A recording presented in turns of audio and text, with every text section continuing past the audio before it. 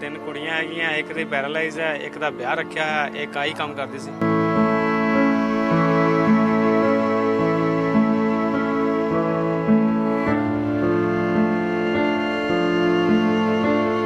ਜਦੋਂ ਨਾ ਇੱਥੇ ਐਕਸੀਡੈਂਟ ਹੋਇਆ, ਸਾਰੇ ਪੁਲਿਸ ਹੁਣੀ ਭਾਈ ਇੱਥੇ ਅਸੀਂ ਸੀਗੇ, ਅਸੀਂ ਉੱਥੇ ਪੁਲਿਸ ਖੜੇ ਘੱਟ ਤੋਂ ਘੱਟ 50-60 ਜਾਣੇ ਸੀਗੇ।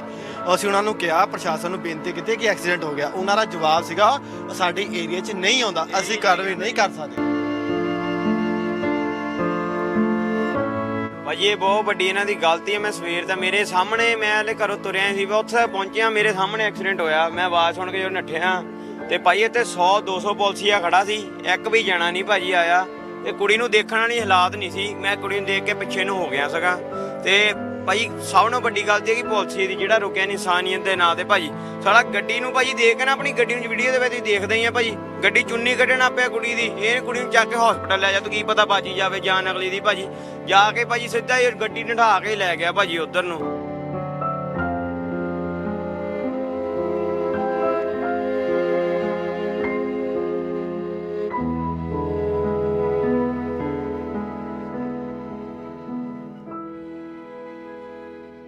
किसानों द्वारा 6 घंटे का चक्का जाम किया गया।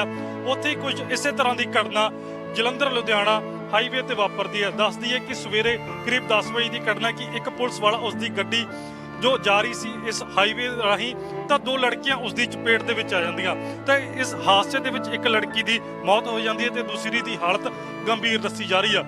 तो उस तो बाद जिहड़े पीड़ित परिवार ने उन्होंने द्वारा हाईवे जाम कर दिता गया। तो तस्वीरां वेख सकते हो कि किस तरह दूर दूर तक जिहड़े व्हीकल ने वो खड़े ने, गड्डियां जिहड़ियां वो जिहड़ियां अगे आउंदियां ने, कुछ वो अपने आप वापस मुड़ियां ने। तो ट्रैक्टर लगा के पूरा हाईवे उसनूं ब्लॉक कर दिता गया। तो तस्वीरां तुहानूं जलंधर लुधियाना हाईवे दीयां दिखा रहे हैं। समा करीब 1:30 बजे का हो चुका है। तो सवेरे ये 10 बजे मोर्चा लगाया गया सी क्योंकि इंसाफ की मंग की जा रही है। जो पुलिस अधिकारी ने उसकी गिरफ्तारी की मंग की जा रही है और पीड़ित परिवार नूं मुआवजे की भी मंग की जा रही है। तो ये तस्वीरां तुहानूं दिखा रहे हैं, तुसीं देख सकते हो कि भगत फोर्ड उसके बिल्कुल सामने ये करीब ये हादसा वापरिया सीगा। तो इंसाफ की नूं लैके जिहड़ा इत्थे धरना प्रदर्शन किया जा रहा, हाईवे उसनूं ब्लॉक किया गया। तो देख सकते हो कि किन्ने ही किलोमीटर तक जिहड़े ट्रक बसां जां आम लोगों के व्हीकल तुहानूं वो खड़े नज़र आउणगे। तो लोग जिहड़े वो कह रहे हैं कि सानूं खज्जल खुआरी हो रही है। बस दूसरे पासे जेकर गल की जाए तो पीड़ित परिवार उन्हों का कहना है कि साडी जिहड़ी धी सी वो कमाउण वाली सी, गरीब परिवार दस्सिया जा रहा, करीब 10 तो 15 हज़ार रुपए ते वो काम करती सीगी।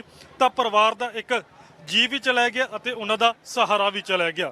तो पीड़ित परिवार वो विरलाप कर रहा, सड़क के उपर बैठ के ट्रैक्टर लगा के रास्ते नूं रोकिया गया। तो लुधियाना तो जलंधर जिहड़ा हाईवे आ उस जगह के उपर यह जाम लगाया गया।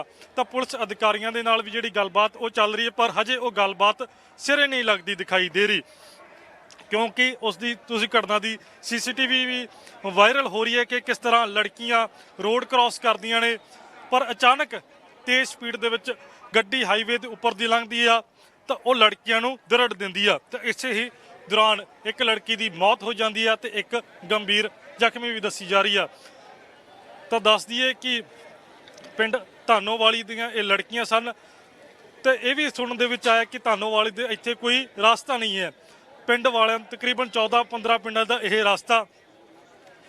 तो वो पिंडां दे लई इत्थे ना कोई अंडर ब्रिज है ना कोई ओवर ब्रिज। जेकर किसी ने पैदल जाना तो उसनूं इस तरह ही अक्सर जिहड़े लोग ने आस पास पिंडां दे इवें ही क्रॉस करके जाते हैं, तो अक्सर ही इत्थे कोई ना कोई दुर्घटना हादसा वापर जाता।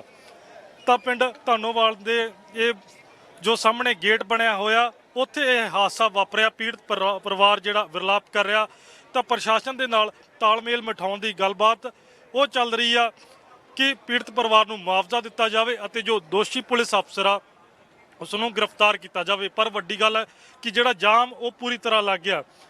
तुसीं देख सकते हो स्क्रीन के उपर कि किस तरह जिहड़े ट्रक ने, जिहड़े फुली लोडड ट्रक ने और रास्ते दे विच रुक चुके ने। आम जिहड़ियां गड्डियां ने लोकां दीयां वो भी रुक चुकियां ने। ਤਾਂ ਵਾਰ-ਵਾਰ ਇੱਕੋ ਮੰਗ ਕੀਤੀ ਜਾ ਰਹੀ ਹੈ ਕਿ ਦੋਸ਼ੀ ਨੂੰ ਜਲਦ ਤੋਂ ਜਲਦ ਫੜਿਆ ਜਾਵੇ। ਤਾਂ ਹੁਣ ਦੇਖਣਾ ਹੋਵੇਗਾ ਕਿ ਕਦੋਂ ਇਸ ਮਾਮਲੇ ਦੇ ਉੱਤੇ ਜਿਹੜੀ ਗੱਲਬਾਤ ਦੀ ਸਹਿਮਤੀ ਬਣਦੀ ਆ ਕਿ ਇਹ ਧਰਨਾ ਇਸੇ ਤਰ੍ਹਾਂ ਚੱਲੇਗਾ ਜਾਂ ਇਹ ਜਲਦ ਹੀ ਉੱਠੇਗਾ। ਕਹਿਣਾ ਚਾਹੂੰਗਾ ਜਿਹੜੀ ਮੰਦਭਾਗੀ ਘਟਨਾ ਵਾਪਰੀ ਇਸ ਵੇਲੇ। ਦੇਖੋ ਜੀ ਬਹੁਤ ਮਾੜਾ ਹੋਇਆ, ਬਹੁਤ ਜ਼ਿਆਦਾ ਮਾੜਾ ਹੋਇਆ। ਇਹ ਅੱਜ ਪਹਿਲਾਂ ਨਹੀਂ ਹੋਇਆ, ਪਹਿਲਾਂ ਵੀ ਹੁੰਦੇ ਆ। ਸੋ ਗਾਂ ਤੋਂ ਨਾ ਹੋਵੇ। ਇੱਕ ਤਾਂ ਸਰਕਾਰ ਨੂੰ ਇੱਥੋਂ ਜਿਹੜੀ ਆਉਣ ਜਾਣ ਦੀ ਆਵਾਜਾਈ ਲਈ ਉਹਦਾ ਜਿਹੜਾ ਫੁੱਟਪਾਥ ਵਾਲਾ ਜਿਹੜਾ ਪੁਲ ਆ ਉਹ ਬਣਾਉਣਾ ਚਾਹੀਦਾ। ਤੇ ਇਹ ਦੂਜੀ ਜਿਹੜੀ ਇਹ ਸਰਕਾਰ ਦੀ ਗਲਤੀ ਨਾਲ ਇਹ ਐਕਸੀਡੈਂਟ ਹੋਇਆ।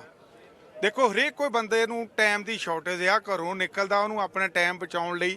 ਹੁਣ ਉਹ ਬੱਚਿਆਂ ਨੇ ਉਧਰੋਂ ਹੋ ਕੇ ਤਾਂ ਉੱਥੇ ਸਾਹਮਣੇ ਜਾਣਾ ਨਹੀਂ, ਉਹ ਸਾਹਮਣੇ ਧੰਨੋ ਵਾਲੀ ਪਿੰਡ ਆ, ਉਹ ਮੇਨ ਗੇਟ ਆ, ਤੇ ਉੱਥੇ ਬੱਚੀਆਂ ਕੰਮ ਕਰਦੀਆਂ ਜਿਹੜੀ ਆ ਏਜੰਸੀ ਹੁੰਡਾਈ ਵਾਲਿਆਂ ਦੀ ਤਾਂ ਆਪ ਜੀ ਦੇ ਆ ਲੈ ਸਾਹਮਣੇ ਖੜੇ ਆ ਜੀ, ਇਹਨਾਂ ਦੇ ਕੰਮ ਕਰ ਰਹੇ ਆ। ਸੋ ਉੱਥੇ ਰੋਜ਼ ਹੋ ਗਿਆ, ਸਾਲ ਹੋ ਗਿਆ। ਇੱਕ ਉਹਦੀ ਸੀਨੀਅਰ ਸੀ ਜਿਹਨੂੰ ਉਹਨੂੰ ਕੰਮ ਤੇ ਲਵਾਇਆ ਸੀ, ਇਹ ਨਾਲ ਸੀ। ਅੱਜ ਵੀ ਵਿਚਾਰੀਆਂ ਇੱਥੋਂ ਰੋਡ ਕ੍ਰਾਸ ਕਰ ਲਈ, ਇੱਥੋਂ ਨਿਕਲ ਗਈਆਂ। ਅੱਗੇ ਜਾ ਕੇ ਜਦੋਂ ਅਗਲਾ ਉਹ ਨਹੀਂ ਰੋਡ ਕ੍ਰਾਸ ਕਰਨਾ ਸੀ ਤੇ ਉਹ ਰਾਹ ਵਿੱਚ ਦੇਖਦੀਆਂ ਕੋਈ ਸੱਜੇ ਖੱਬੇ ਗੱਡੀਆਂ ਆਉਂਦੀਆਂ। ਜਦੋਂ ਗੱਡੀਆਂ ਨਹੀਂ ਆਉਂਦੀਆਂ ਉਦੋਂ ਜਾਂਦੀਆਂ, ਪਰ ਇੱਕ ਗੱਡੀ ਤੇਜ਼ ਆਉਂਦੀ ਉਹ ਪਿੱਛੇ ਹਟ ਜਾਂਦੀਆਂ, ਬਿਲਕੁਲ ਇਦਾਂ ਨਾਲ ਲੱਗਦੀਆਂ। ਤੁਸੀਂ ਉਹ ਫਿਲਮ ਵੀ ਫੁਟੇਜ ਵਾਇਰਲ ਹੋ ਰਹੀ, ਹਾਂਜੀ ਵਾਇਰਲ ਹੋ ਰਹੀ ਆ। ਫਿਰ ਉਹਦੇ ਤੇ ਜਾ ਕੇ ਕਿਉਂ ਚੜਾਈ ਗਈ?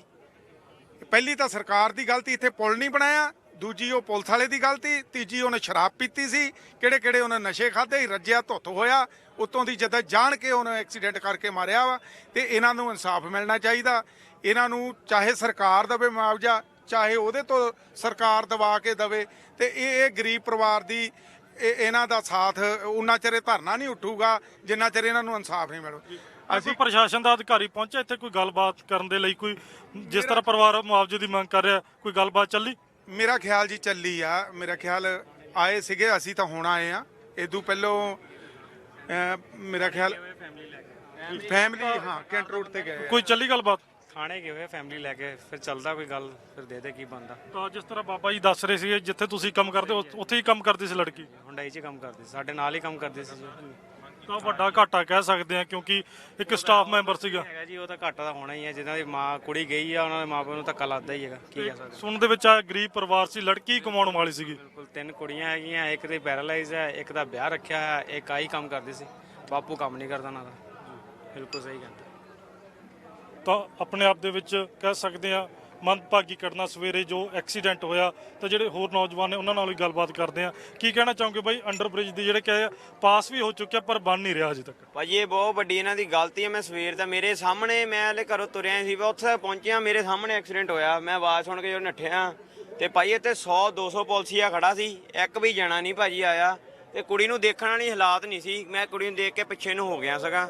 ਤੇ ਭਾਈ ਸਭ ਨਾਲੋਂ ਵੱਡੀ ਗਲਤੀ ਹੈ ਕਿ ਪੁਲਿਸ ਦੀ ਜਿਹੜਾ ਰੁਕਿਆ ਨਹੀਂ ਇਨਸਾਨੀਅਤ ਦੇ ਨਾਂ ਤੇ। ਭਾਜੀ ਸਾਲਾ ਗੱਡੀ ਨੂੰ ਭਾਜੀ ਦੇਖ ਕੇ ਨਾ, ਆਪਣੀ ਗੱਡੀ ਨੂੰ ਵੀਡੀਓ ਦੇ ਵਿੱਚ ਦੇਖਦੇ ਹੀ ਆ ਭਾਜੀ, ਗੱਡੀ ਚੁੰਨੀ ਕੱਢਣ ਪਿਆ ਕੁੜੀ ਦੀ। ਇਹ ਕੁੜੀ ਨੂੰ ਚੱਕ ਕੇ ਹਸਪੀਟਲ ਲੈ ਜਾ, ਤੂੰ ਕੀ ਪਤਾ ਬਾਚੀ ਜਾਵੇ ਜਾਨ ਅਗਲੀ ਦੀ। ਭਾਜੀ ਜਾ ਕੇ ਭਾਜੀ ਸਿੱਧਾ ਇਹ ਗੱਡੀ ਨਠਾ ਕੇ ਲੈ ਗਿਆ ਭਾਜੀ ਉਧਰ ਨੂੰ। ਤੇ ਨਾ ਹੀ ਭਾਈ ਇੱਥੇ ਕੋਈ ਪਾਸ-ਪੂਸ ਬਣਿਆ ਆ। ਦੇਖ ਲਓ ਕਿੰਨਾ ਚਿਰ ਹੋ ਗਿਆ ਪਿੰਡ ਨੂੰ, ਸਾਹਮਣੇ ਕੁੜੀਆਂ ਜਾਂਦੀਆਂ, ਤੁਹਾਡੇ ਸਾਹਮਣੇ ਕਿੰਨੀ ਕਿੰਨੇ ਪਿੰਡਾਂ ਦਾ ਰਸਤਾ ਜੇਕਰ ਇੱਥੇ ਕਹਿੰਦਾ ਅੰਡਰ ਬ੍ਰਿਜ ਜਾਂ ਓਵਰ ਬ੍ਰਿਜ ਬਣਦਾ, ਕਿੰਨੇ ਪਿੰਡ ਨੂੰ ਸੌਖ ਹੋ ਜਾਊਗੀ? ਭਾਜੀ ਕਿੰਨੇ ਪਿੰਡਾਂ ਨੂੰ? 25-30 ਪਿੰਡਾਂ ਨੂੰ ਸੌਖ ਹੋ ਜੀ। ਸਾਡੇ ਪਿੰਡ ਦੇ ਵਿੱਚ ਹੀ ਧੰਨੋ ਵਾਲੀ ਸਾਰੇ ਜਾਂਦੇ ਆ, ਸਾਰੇ ਜਿਹਨੇ ਵੈਸਟ ਪ੍ਰਾਈਜ਼ ਜਾਣਾ, ਰਾਮ ਮੰਡੀ ਜਾਣਾ, ਸਾਡੇ ਪਿੰਡ ਰੌਂਗ ਸਾਈਡ ਜਾਂਦੇ। ਕੋਈ ਰਾਹ ਹੀ ਹੈ ਨਹੀਂ, ਕਿੱਧਰ ਦੀ ਜਾਈਏ ਭਾਈ? ਦੱਸੋ ਦੀ ਆਪ ਦੱਸੋ। ਤਾਂ ਬਾਬਾ ਜੀ ਕੀ ਕਹਿਣਾ ਚਾਹੋਗੇ ਜਿਹੜੀ ਅੱਜ ਘਟਨਾ ਵਾਪਰੀ? ਕਿਤੇ ਨਾ ਕਿਤੇ ਮੈਨੂੰ ਇਹ ਵੀ ਲੱਗਦਾ ਜਿਵੇਂ ਪੁਲਿਸ ਆ ਜਿਹੜੀ ਉਹ ਜਿਵੇਂ ਕਿਸਾਨਾਂ ਦੇ ਧਰਨਿਆਂ ਤੋਂ ਦੁਖੀ ਹੋ ਕਰਕੇ ਹੈ ਇਹੋ ਜਿਹੇ ਪੁੱਠੇ ਸਿੱਧੇ ਕੰਮਾਂ ਨੂੰ ਅੰਜਾਮ ਦੇਈ ਜਾਂਦੇ ਆ ਕਿ ਸਾਰਿਆਂ ਜਿਹੜਾ ਧਿਆਨ ਆ ਜਿਹੜਾ ਇੱਥੋਂ ਭਟਕ ਕੇ ਇੱਧਰ ਨੂੰ ਖਿੱਚਿਆ ਜਾਵੇ। ਜਿਵੇਂ ਪਿਛਲੇ ਸਮੇਂ ਤੇ ਆਪਾਂ ਸਾਰੇ ਜਾਣਦੇ ਆ ਕਿ ਸ੍ਰੀ ਗੁਰੂ ਗ੍ਰੰਥ ਸਾਹਿਬ ਮਹਾਰਾਜ ਸਰਬਲੋਕ ਗ੍ਰੰਥ ਇੱਕ ਬੰਦਾ ਦਿੱਲੀ ਚੱਕ ਕੇ ਲੈ ਜਾਂਦਾ ਉੱਥੋਂ। ਉਹਦਾ ਕਾਰਨ ਕੀ ਆ ਪਿੱਛੇ? ਸਭ ਤੋਂ ਵੱਡਾ ਕਿ ਇਹ ਮੋਰਚੇ ਜਿਹੜੇ ਫੇਲ ਕੀਤੇ ਜਾਣ। ਹੁਣ ਕਿਸੇ ਨਾ ਕਿਤੇ ਆਪਾਂ ਇਹ ਕਹਾਂਗੇ ਜਿੰਨੇ ਪੁਲਿਸੀ ਇਹ ਸਾਡੇ ਮੁਲਾਜ਼ਮ ਹੈ ਉਹ ਸਾਰੇ ਨਸ਼ੇੜੀ ਆ ਬਹੁਤ ਗਿਣਤੀ ਦੇ ਵਿੱਚ। 100 ਦੇ ਵਿੱਚੋਂ 90% ਨਸ਼ੇੜੀ ਆ। ਮੈਂ ਤਾਂ ਹੈਰਾਨ ਹੈ ਕਿ ਜਿਨ੍ਹਾਂ ਨੇ ਸਾਡੀ ਰੱਖਿਆ ਕਰਨੀ ਸੀ ਉਹ ਖੁਦ ਨਸ਼ੇ ਖਾ ਰਹੇ। ਜਿਨ੍ਹਾਂ ਨੇ ਸਰਕਾਰਾਂ ਦੇ ਵਿੱਚ ਜਾ ਕੇ ਸਾਨੂੰ ਰੋਕਣਾ ਸੀ ਨਸ਼ਿਆਂ ਤੋਂ, ਸਾਨੂੰ ਵਿਵਰਜਿਤ ਕਰਨਾ ਸੀਗਾ ਕਿ ਭਾਈ ਇਹੋ ਜਿਹਾ ਕਾਰਜ ਨਾ ਕਰੋ, ਖੁਦ ਕਰੀ ਜਾ ਰਹੇ। ਅੱਜ ਆਪਾਂ ਸਾਰੇ ਆ ਘਟਨਾ ਨੂੰ ਜਾਣਦੇ ਹਾਂ। ਉਹ ਬੱਚੀਆਂ ਜਿਹੜੀਆਂ ਉਹ ਆਪਣੇ ਬਚਾਅ ਵਾਸਤੇ ਬਿਲਕੁਲ ਨਾਲ ਨੂੰ ਹੋ ਗਈਆਂ ਸਾਈਡ ਤੇ। ਉਹਨੇ ਗੱਡੀ ਨਾਲ ਤੋਂ ਹੀ ਚੜਾਤੀ, ਜਿਹਦੇ ਇੱਕ ਤਾਂ ਚੜਾਈ ਕਰ ਗਈ ਮੌਕੇ ਤੇ ਹੀ, ਦੂਜੀ ਹਸਪੀਟਲ ਦੇ ਵਿੱਚ ਦਾਖਲ ਹੈ।